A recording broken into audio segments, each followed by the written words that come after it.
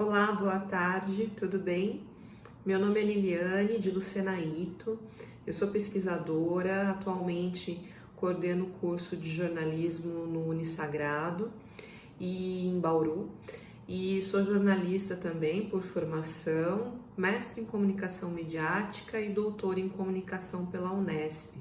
Já dei aula no curso de jornalismo da Unesp também, e atualmente também sou docente, como eu disse, do Unisagrado. Queria começar agradecendo o convite para falar nesse segundo Congresso Ibero-Americano sobre Ecologia dos Meios. Eu sou uma pesquisadora que utiliza a ecologia dos meios nos meus trabalhos, nos meus artigos, na minha produção científica, porque realmente é uma teoria que faz muito sentido. E queria agradecer então o espaço, o convite para poder falar um pouco da minha pesquisa e um pouco do tema que me foi colocado, que é o jornalismo digital em ambientes hiper. Para isso, gostaria de começar falando um pouco da minha tese de doutorado, que foi defendida aí em agosto de 2018, já fez um ano que eu defendi a minha tese, e a minha tese foi intitulada como A Revolução da Reportagem, o estudo do ciclo da reportagem hipermídia, da produção às respostas sociais. Eu quis fazer uma investigação por meio de um viés da complexidade mesmo, então um olhar complexo sobre um tema, um olhar que não vai pegar uma partezinha do objeto de pesquisa, mas que se propôs a compreender, então, como eu bem disse, da produção até as respostas sociais, passando então pelo formato, passando pela recepção e também pelo retorno, porque uma das teorias utilizadas, que é a ecologia dos meios, e a outra teoria que eu utilizei também no meu estudo, que é a teoria da mediatização da sociedade, um dos preceitos, maiores dessas duas teorias é de que a gente vive num momento no qual as mídias elas são protagonistas no meio social em que a gente vive, e como protagonistas essas mídias, principalmente, essencialmente as interativas, o meio internet, vão possibilitar com que as pessoas se tornem protagonistas também de suas narrativas e tenham voz ativa. Então, eu quis estudar durante o doutorado não só o objeto a partir de uma ótica da produção ou do formato. Eu queria entender também o que acontecia após o momento da recepção das reportagens, das reportagens em questão que eu analisei, e que é o que alguns autores dos estudos de mediatização da sociedade vão chamar de circulação, circulação de mensagens, que é uma etapa que vem depois, então, da recepção dessas mensagens. Eu sou apaixonada por esse tema. Hoje eu dou aula de jornalismo digital e depois eu dou aula também de laboratório de jornalismo digital. E sou apaixonada pelo tema porque eu acredito que o gênero reportagem é um gênero muito especial, talvez seja o suprassumo do jornalismo mesmo, em todos os meios, do impresso ao rádio, à TV e agora à web. E quando a reportagem ela migra para a web, a gente tem toda aquela questão das fases do web jornalismo, Então, uma primeira fase de transposição, uma segunda etapa de adequação, até chegar no patamar que a gente vive hoje, que é um patamar de produtos que são pensados inteiramente para o meio digital e que venham a explorar todas as características da internet, de hipertextualidade, multimedialidade, interatividade, personalização e memória. E aí, o que acontece para mim é que quando a reportagem ela se encontra no meio internet, ou seja, quando ela é produzida já nesse momento atual que a gente vive, a reportagem ela tem uma probabilidade muito maior aí de provocar alterações, percepções, provocar novos sentidos naquele usuário que tem um interesse específico num determinado assunto. Porque a partir de então, a reportagem na web, ela é também interativa. A gente tem reportagens que mudam a opinião pública, por exemplo, que mudaram a opinião pública em outros meios, em meios tradicionais como o meio impresso, por exemplo. Se a gente for pensar no contexto ali pós-Segunda Guerra, o John Hersey já fez um trabalho belíssimo de imersão e que não tinha nada de interação, como a gente vê hoje nessa relação humano-máquina, né? Quando ele escreve Hiroshima, que era para o meio impresso, depois vira um livro-reportagem. Então, assim, entre outros grandes autores, grandes jornalistas que realizaram reportagens belíssimas em meios tradicionais, esse é um exemplo que mostra como esse gênero em específico ele é muito especial. É um gênero que pode mudar mentalidades, é um gênero que pode, enfim, auxiliar no avanço da democracia e de questões assim que sejam novas. É um gênero que me fascina muito.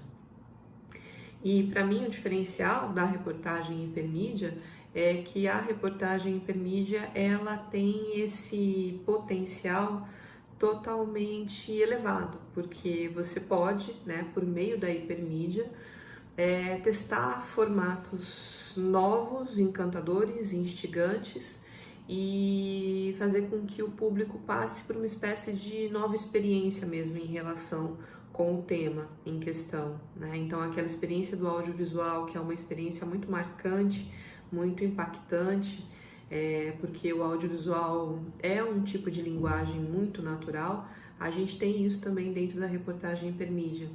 Porque, só lembrando um pouco de conceituação, né? O grande teórico do hipertexto, da teoria do hipertexto, é o George Landau, e é um teórico que enfim, vai dizer, inclusive, vai defender que hipermídia é um termo que se refere a hipertexto, é meio que a mesma coisa que hipertexto. E eu utilizo esse termo hipermídia, não discordando do Landau, mas eu utilizo porque eu acho importante hoje colocar que o termo hipermídia se refere a um conjunto de hipertextos formados aí por múltiplas mídias. E aí por isso que a reportagem ela não é uma reportagem de hipertexto, uma reportagem hipertextual, mas é uma reportagem hipermídia, hipermidiática, porque são aquelas reportagens que vão unir aí num conteúdo próprio, texto, som, imagem em movimento, infografia animada, realidade virtual, realidade aumentada, enfim. Todas as possibilidades narrativas trazidas pelo meio internet, que é um meio por si só convergente. E eu queria parabenizar os organizadores, né, desse congresso, desse segundo congresso, pelo tema escolhido, que eu acho que é um tema muito próprio. Há pouco, no final de semana passado mesmo, a gente estava no Dia Internacional da Mulher, né? Foi dia 8 de março. Eu tô gravando esse vídeo exatamente uma semana depois. E isso me fez pensar um pouco sobre o que eu falaria nesse vídeo. E aí eu achei interessante dividir algumas, alguns apontamentos sobre o tema do jornalismo digital em ambientes hiper, relacionando então com o tema principal do congresso, que é mulher e o ecossistema midiático, né? Então, assim, quando eu fiz para minha tese, a minha pesquisa de campo, que eu fui até a redação do UOL, o meu objeto de pesquisa é a série de reportagens TAB, que é uma série de reportagens hipermídia, que ela é publicada desde o ano de 2014 e até hoje vem sendo publicada com reportagens belíssimas que já ganharam vários prêmios. E hoje o TAB ele não publica somente reportagens, tem também algumas outras informações, tem blogs, enfim, se expandiu. A ideia inicial do projeto se expandiu e o meu objeto de pesquisa em específico, na verdade, foram as reportagens hipermídia no período aí de 2014 até 2018. E quando eu fiz a minha pesquisa de campo, que eu fui até a redação do TAB, que fica no UOL, em São Paulo, eu pude conversar com o editor, né? E também pude conversar com as mulheres que produziam o TAB, que era uma equipe bem mista, mas se eu não me engano, uma equipe majoritariamente formada por mulheres. Eu me lembro muito especificamente de uma jornalista e de uma designer, que elas puderam me explicar de uma forma muito clara, né, assim, como que funcionava a redação, como que funcionava o processo produtivo, e eu fiquei impressionada com o nível de especialização que elas tinham para lidar com algumas técnicas que elas deveriam ter para fazer um produto especial, né? Então, assim, a reportagem hipermídia, ela difere da web notícia, que é algo muito mais simples de ser feito, é algo muito mais factual, né? O hard news, o dia a dia. Uma reportagem hipermídia, ela vai exigir, às vezes, 1 ano ou mais de tempo de apuração. Como, por exemplo, a primeira reportagem hipermídia que a gente tem aqui no Brasil, que é a Batalha de Belo Monte. Até é importante citar uma pesquisadora que eu também leio bastante e recomendo, que é a Raquel Long, que ela vai dizer que existe um momento no qual acontece um ponto de virada, né, nessas produções. E a Batalha de Belo Monte é o primeiro produto, né, o projeto editorial que é realizado aqui no Brasil, que tem esse formato aí de grande reportagem multimídia, que é o termo que ela utiliza. E aí eu fiquei impressionada, né, voltando aí à questão da minha pesquisa de campo, com o nível de especialização dessas mulheres. Então, assim, relacionando o tema do congresso com a minha fala, eu gostaria de salientar como o público feminino e como também as produtoras de conteúdo, elas, mulheres, né, elas estão se destacando aí no jornalismo digital em ambientes hipermediáticos.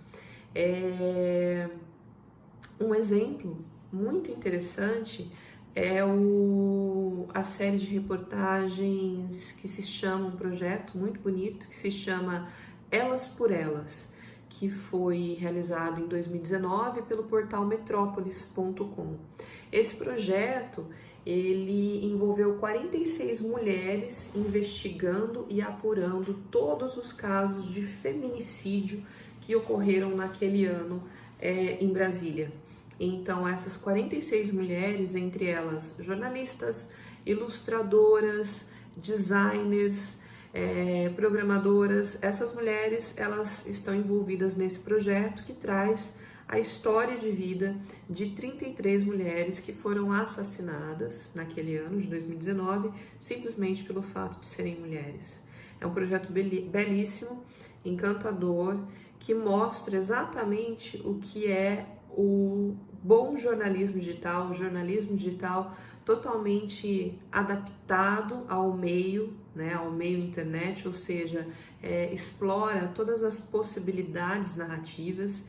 Então a gente tem imagem em movimento, a gente tem um layout totalmente produzido, né, para esse especial, a gente tem a seriedade tradicional do jornalismo, né, e a gente tem vídeo, a gente tem áudio, a gente tem galerias de fotos interativas. E o Elas por Elas, que foi publicado pelo Metrópolis em 2019, ganhou o Troféu Imprensa, ganhou um prêmio no Troféu Imprensa Mulher deste ano, que acabou de acontecer agora em março. Então é um projeto de destaque que eu gostaria de deixar como dica para quem quiser conhecer um pouco mais sobre o que é uma reportagem hipermídia. Um projeto belíssimo, muito bem realizado. E que tem aí um potencial muito grande de transformação, né, por trás. Porque reportagem é isso. Eu me lembro que nas aulas do doutorado nós tivemos uma disciplina especial que foi ministrada pelo professor Ciro Marcondes Filho. E ele é um autor bastante importante na área, mas o que me deixou mais assim impressionada com a fala dele, com as aulas dele, foi a questão de que o jornalismo ele não informa, né, aquilo que ele defende, assim, o Ciro. O jornalismo, ele não tira as pessoas do seu lugar comum. Ele informa, né, na verdade, me corrigindo, ele informa, mas ele apenas informa de uma maneira superficial. Ele não vem mudar preconceitos, conceitos prévios, ele não tem muito esse poder, porque as pessoas no dia a dia, elas estão cada vez mais anestesiadas, cada vez mais imunes, assim, àquilo que elas veem nos jornais. Então, tudo é muito banal, tudo é muito rápido, e o jornalismo, como a gente vê, assim, nessa produção rápida, descartável e agora ainda mais rápida com o formato das redes sociais, é um jornalismo que não toca, que não vai fazer muito sentido. Só que na reportagem isso não acontece, né? Então, como eu já pesquisava a reportagem quando eu fiz essa aula em específico, essa matéria em específico, isso ficou muito marcado para mim, que a reportagem seria o único gênero no jornalismo capaz de desfazer preconceitos, de fazer uma espécie de mexer conosco de uma forma mais profunda. E aí, eu queria destacar também aí já personificar, né, uma repórter que eu gosto muito do trabalho dela e eu sempre também consumo material do portal Universa e ela escreve para o Universa, que é a Thalita Vespa. A Thalita Vespa, ela escreve para o Universa também e ela fez uma reportagem muito sensível sobre Brumadinho, uma reportagem hipermídia sobre a tragédia de Brumadinho. Só que aí, né, a gente já sabe que mulher é competente, que mulher é criativa, inovadora, exemplos disso temos em todos os âmbitos da vida humana. Mas ela trouxe uma sensibilidade muito especial para essa matéria que ela fez, porque ela foi atrás das vítimas de Brumadinho que ficaram, né? Então, assim, as pessoas não sobreviventes, mas os parentes, os amigos que ficaram, e contou também a história de 6 pessoas diretamente afetadas por essa tragédia. E são 6 mulheres. E eu convido vocês também a buscar, né, essa reportagem dela. É uma reportagem que foi publicada pelo Universo e ela cobre de uma maneira fantástica. A Thalita Vespa, ela é aquela repórter que em 2018, depois dela ter feito uma matéria sobre um grupo de mulheres que apoia, um grupo no Facebook, um grande grupo do Facebook que apoia o Bolsonaro, ela teve o seu celular hackeado, totalmente apagado, enfim, ela foi invadida, né? E essa pessoa que resistiu a isso, então além da sensibilidade, a gente percebe que ela é muito resiliente, né? Porque ela sofreu esse ataque, então, dentre tantas outras jornalistas, inclusive, que a gente teve agora recentemente também, que também foram atacadas, é aquela velha história. A mulher, além de competente, criativa, inovadora, ela é forte. Mulher é muito forte e resiliente. né? E quando a gente está falando de mulher e de jornalismo juntos, a gente tem que ser ainda mais forte, mais resiliente. Então, assim, também queria destacar essa competência dessas mulheres que realizam produções hipermediáticas no jornalismo digital, que são tão marcantes, impactantes. Eu acredito que o jornalismo digital, quando ele é bem feito dessa maneira, quando ele é pensado, produzido, quando existe essa responsabilidade com a fonte, essa responsabilidade com o público, e mais ainda, porque além de toda essa bagagem que a gente aprende nos bancos da universidade, essa bagagem de responsabilidade, de cultura, além de tudo isso, o jornalismo ele precisa pensar na questão do formato, né? Hoje, porque hoje a gente não compete só com as mídias, entre as mídias tradicionais, a gente tem diversas mídias convergindo e a gente compete cada vez mais pelo tempo das pessoas, o tempo de leitura. As pessoas cada vez mais vivem uma vida acelerada, muito dinâmica. Então, o jornalismo digital, ele precisa ser inovador, necessariamente falando. Ele precisa ser inventivo, no sentido de trazer novidades, precisa, sim, no formato, né, com certeza, porque ele precisa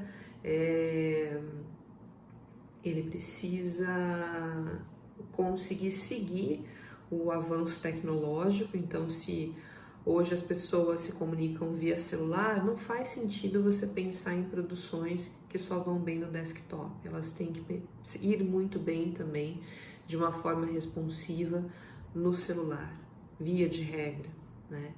E para isso eu preciso de criatividade muitas vezes. Então, eu defendo que o futuro do jornalismo está muito ligado ao formato,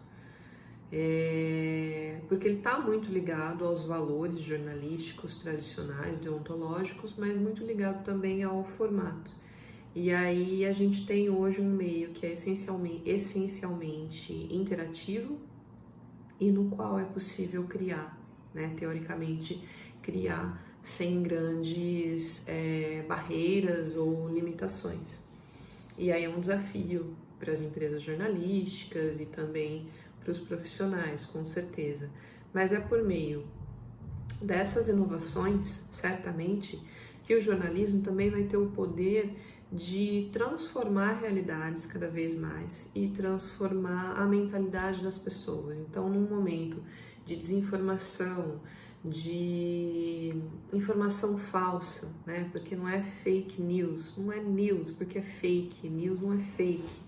Então, no meio de um momento de desinformação tão grande e de proliferação dessa desinformação de uma maneira desenfreada, o jornalismo ele precisa, por meio dos seus valores, obviamente, né, das suas técnicas, que isso já é tradicional, isso foi conquistado durante décadas e décadas, e mais do que tudo, por meio do formato que chega até o usuário, ele precisa ser relevante e agradar. Não tem como a gente pensar que hoje a gente não compete com redes sociais, por exemplo. A gente compete e muitas vezes a gente sai perdendo, porque o formato não é um formato instigante, não é um formato que o meu usuário vai querer passar ali 5 minutos lendo. 5 minutos é muita coisa hoje.